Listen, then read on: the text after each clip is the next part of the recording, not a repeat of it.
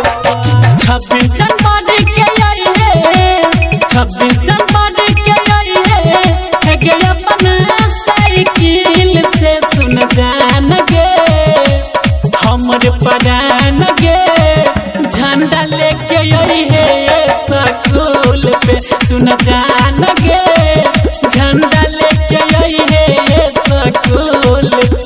26 जनवरी के आई है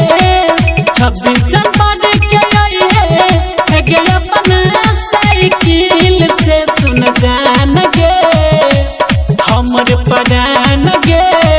झंडा लेके आई है स्कूल पे सुन जान गे झंडा लेके आई है स्कूल पे।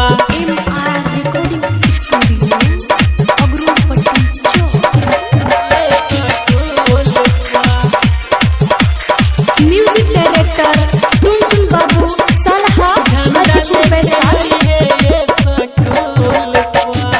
दोनों गोरा मिलके जनगण मन गाना गाया भाई झंडा तिरंगा गा के शान बढ़ाया भाई दोनों गोरा मिलके जनगण मन गाना गाया भाई झंडा तिरंगा गा के शान बढ़ाया भाई अपना सहेली के जा रे अपना सहेली के जा रे तू आई है साइकिल पर सुन जान गे झंडा लेके आई है स्कूल पर सुन जान गे झंडा लेके आई है स्कूल पर। Music by Ramdev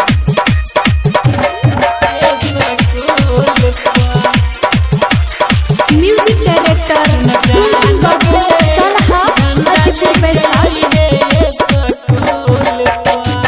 writer Ramesh ji संग में तोरा रहता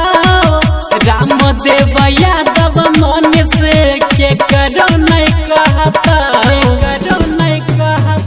राइटर रमेश जी संग में तोरा रहता